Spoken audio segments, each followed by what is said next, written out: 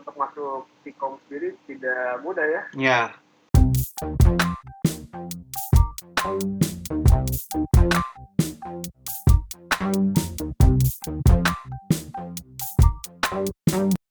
Kan kalau tadi udah dijelasin kalau di Vkom itu ada jurusan di mana setiap jurusan punya identitas dan punya unique selling point dari masing-masing jurusan. Ya. So bersyukur buat lu semua yang punya kesempatan dan punya kemampuan untuk bisa masuk sana, karena memang untuk masuk Vkom sendiri tidak mudah ya. Ya. Nah, Sulit guys. kalau tadi udah dijelasin soal masuk fakultas komunikasi, sekarang juga udah soal Mankom. Mungkin analogi singkatnya dalam Mankom adalah sebuah jurusan yang kita memanage seluruh aspek-aspek komunikasi dan seluruh proses komunikasi. Kan kalau manajemen tuh ada 4 tahap ya, mungkin itu udah dipelajarin sama teman-teman IPS. Kalau manajemen tuh ada planning, organizing, executing, dan controlling. Jadi kita mengatur seluruh aspek-aspek komunikasi hingga pengaplikasiannya. Contoh paling simpel adalah misalkan gini, Tokopedia dia punya campaign atau kampanye atau hashtag Harbolnas, Hari Belanja Online Nasional, di setiap tanggal 12 Desember. Otomatis Tokped ini kan sebagai sebuah e-commerce, dia mempersiapkan strategi gimana caranya seluruh audiens di Tokped ini dapat nih infonya nih, kalau 12 itu bakal ada Harbolnas.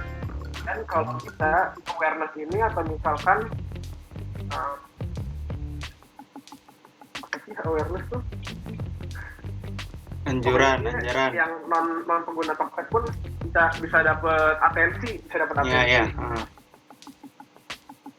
Nah, orang Mankom adalah orang yang di tahap strategiknya gimana caranya di campaign ini sampai ke masyarakat, misalkan dengan masang iklan, endorse di KOL atau misalkan artis-artis, misalkan masang iklan di YouTube atau misalkan bikin event. Nah, tahap strategi itu adalah salah satu keunggulan dari profil lulusan Mankom, di mana kita sebagai komunikasi strategi, kita otak dari sebuah pengaplikasian strategi komunikasi. Ribet tapi unik ya kayak buat Mankom ya. Iya. Ini buat Mahmud itu Mankom juga ya? Atau beda jurusannya? Sama, Mankom juga sama kayak Nanda. Oh, oke. Kebetulan saya lewat jalur tes, masuknya butuh 2 tahun baru keterima.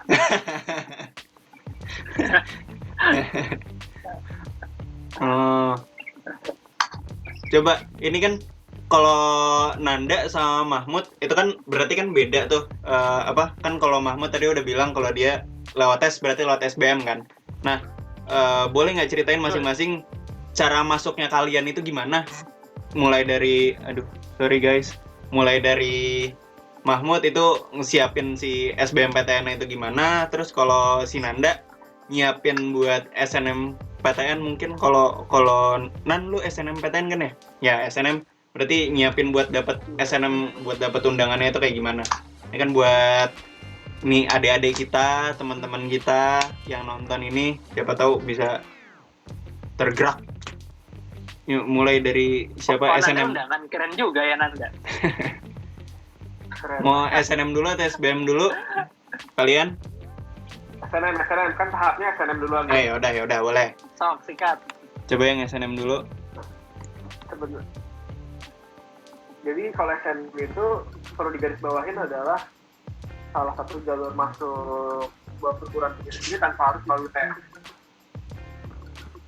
Dan kuotanya itu sudah dikotak-kotakan per tahun. Pas zamanan gue itu setiap sekolah itu punya kuota 75%. Iya, 75%. Angkatannya untuk masukin ke universitas. universitas. Nah kalau makin sini gue baca-baca makin turun nih. Makin Udah kecil. nyampe 50, 40, terakhir 30 kalau nggak salah ya, gue lupa. Nah, kalau kunci dari SNM sendiri, karena yang jadi nilai jual lu adalah nilai raport, jadi ada rumus di mana kalau bisa nilai raport lu itu jangan turun. At least lu stagnan nih, misalkan mata pelajaran geografi. Kelas 11 semester 1 lu 70. Pas 11 semester 2 lu harus di atas 70 atau setidaknya 70. Nah itu kan biar setidaknya ada grafik naik atau setidaknya nggak ada grafik yang turun loh. Oh, itu berarti teknik singkatnya SNM ya itu ya? Iya, dan terakhir adalah kalau SNM tuh sifatnya gambling banget sih, karena kita sebagai pelajar kita nggak ada yang tahu bener-bener sistem penilaian dari si Univnya. kampus tuh gimana. Ya. Karena yang bisa kita dapetin infonya atau kabar burungnya ya gitu, kita ngambil nilai raport dan kalau bisa nggak bisa turun. Tuh guys, berarti buat kalian. Oke, berarti guys buat kalian jangan patah semangat. Kalau nilai kalian ada yang turun, coba lobby dosennya guys ya, siapa tahu bisa dinaikin dengan kalian minta tugas apa segala macamnya. Guru. Ya kalian tanya-tanya aja gurunya. Guru BK itu terutama, itu pasti bantuin kalian tuh. Pokoknya buat kalian yang mau ngejar SNM di universitas manapun, gak harus di Unpad. Ini karena kita bertiga itu di Unpad, jadinya kita taunya Unpad doang. Tapi buat kalian yang mau di luar kan ada komunikasi, kan ada banyak. Jangan patah semangat buat dapetin SNM ya guys ya. Karena yang penting nilai kalian itu yang harus penting. Harus ada kurvanya, itu kurva naik atau enggak kurva stagnan, seperti apa yang tadi dibilang sama Nanda. Nah, kalau Mahmud gimana Mud? SNM SBM? Kalau SBM ini lebih seru lagi karena persaingannya lebih banyak dibanding SNMPTN. Jadi buat teman-teman yang ikut SBM itu nggak cuman murid kelas 3 SMA yang mau masuk kuliah, tapi buat teman-teman yang udah lulus dan nunda belum kuliah selama 1-2 tahun, itu juga punya kesempatan yang sama buat ikut SBMPTN. Nah, itu yang bikin persaingannya semakin sulit karena peminatnya lebih banyak lagi dibanding SNMPTN.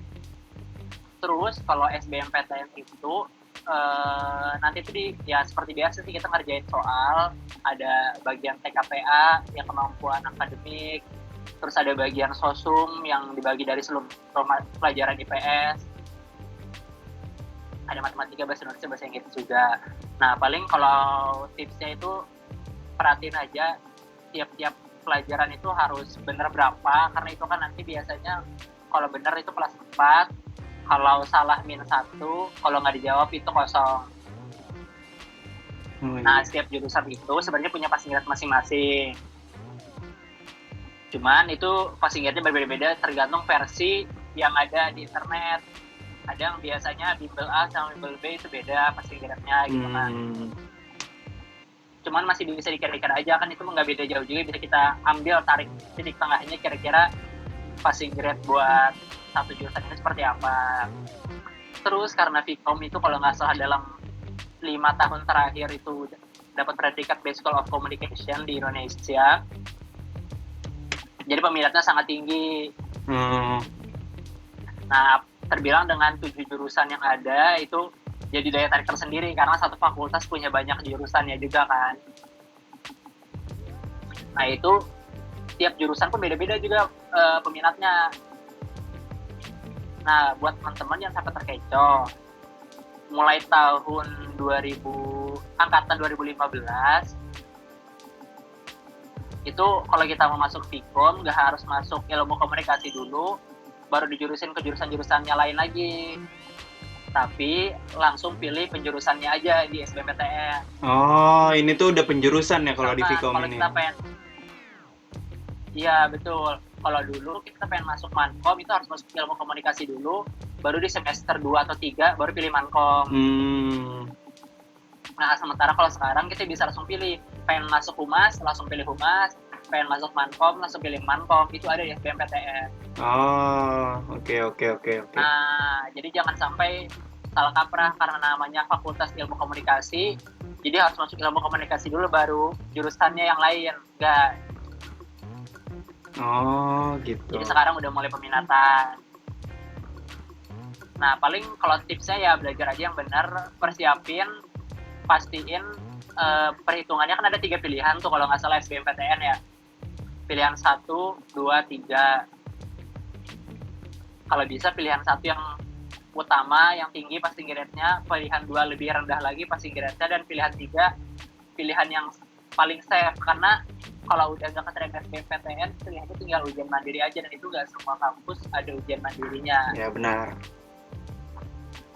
Nah, dan kalaupun nggak salah lagi mulai tahun kemarin, jadi kalau kita pengen masuk SMUP Unpad, seleksi masuk Unpad, itu nggak pakai tes lagi, tapi langsung pakai nilai SBMPTN. Oh gitu ya sekarang ya? Nah, jadi makanya nilai SBMPTN tuh sangat berpengaruh. Jadi jangan sampai kecil lah gitu, karena itu berpengaruh buat tes-tes lainnya. Oh ini gue baru tahu nih kalau yang SMUP. Iya, jadi 2 tahun lalu kalau nggak salah angkatan 2017 itu dia masih pakai nilai rapor. Nah, tahun kemarin udah pakai nilai SBM. Oh. Per 2018 kalau nggak salah. Iya. Iya, pas 2018 tanggal itu udah mulai nilai SBM. Terus kalau nggak salah juga ketentuannya yang bisa masuk SMUP tuh yang SBM-nya milih Unpad juga kalau nggak salah ya. Oh, yang penting harus ada Unpadnya gitu ya di SBM ya, di antara 3 pilihan itu. Iya, betul. Cuman kan tahun sekarang nggak tahu nih kebijakan barunya gimana, mungkin berubah-berubah lagi kayak gitu. Oke. Pokoknya intinya gitu sih kalau SBM, perhatiin aja karena biasanya ada data tuh peminat perjurusannya kan ada datanya. Nah, biasanya dihitung peminat perjurusan itu berapa, sama passing grade-nya berapa, sama kuotanya berapa. Nah, itu ketahuan, jadi daya saingnya 1 banding berapa. Oh, gitu. Nanda, kenapa jadi, ada nyamuk belum mandi? Nilainya. Nggak ada. Oh, gitu. Oke. Terakhir. Sebelum ini kan udah mau buka juga. Terakhir, kehidupan di kampus menurut berdua nih, gimana sih kehidupan di kampus? Mau di Vkom, mau lu gambarinnya di Vkom, mau digambarinnya Unpad secara keseluruhan, itu gimana? Jelasin aja. Kasih gambaran. Makasih nanya Nanda nih soal Vkom cerita. Ya udah, berarti kalau yang Vkom, lingkungan Vkom itu Nanda yang jawab ya. Lingkungan Vkom Nanda yang jawab. Kalau lingkungan kampus Unpad secara umumnya itu Mahmud gimana? Sebenarnya kalau lingkungan di Unpad ya sama-sama aja sih, sama seperti kampus biasa. Cuman perlu diketahui ya teman-teman, kalau Vkom Unpad itu kampusnya bukan di Bandung, tapi di Jatinangor. Jangan ketipu ya guys ya. Jadi jangan tertipu ya. Sebenarnya nggak Jatinangor sih, di alamatnya Jalan Raya Sumedang ya kalau nggak salah. Cuman tetap di kecamatannya Jatinangor. Jadi jangan salah kalau bilang Unpad kuliah di Bandung, udah nggak ada. Semuanya mulai tahun 2016 itu udah kuliah di Jatinangor, satu pusat. Terus karena Jatinangor itu cuma kecamatan kecil yang satu benderan begitu aja. Jadi sebenarnya kalau buat jajanan dan kehidupan di sana normal-normal aja sih, nggak terlalu mahal, murah-murah banget juga enggak. Jadi normal lah gitu kan. Makanan-makanan yang murah ada, yang sedang ada, yang mahal juga ada. Tergantung gimana cara kita lifestyle-nya aja. Ya aman lah ya kalau berarti. Buat perkenalan, ya buat lingkungan aman. Terus kalau teman-temannya juga enak sih karena lebih santai juga sih. Karena mungkin tanah Sunda kali ya, orang-orangnya lebih welcome, sopan. Ya, oke. Dan mahasiswa yang lain dari luarnya juga emang respect juga, enak sih. Gitu. kayak gitu. Oke. Kalau Nanda gimana Nan?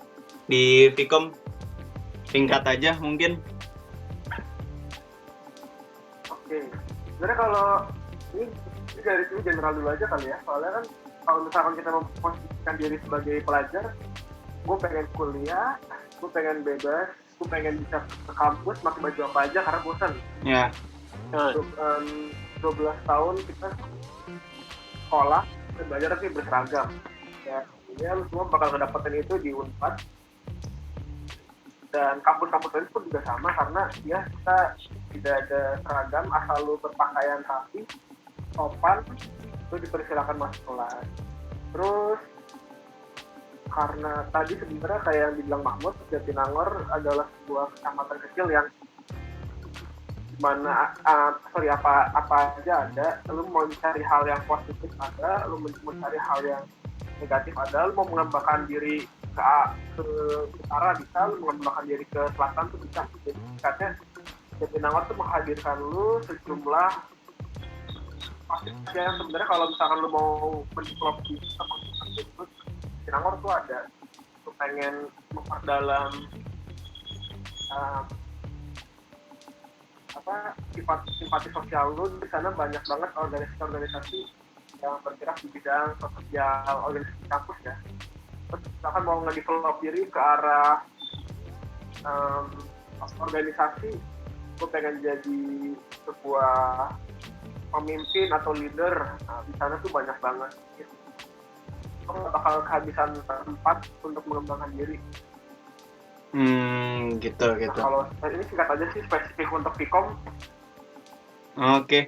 Ya mungkin segitu. Cukup bebas dan produsen tempat. Oke. Ya berarti segitu aja dulu ya.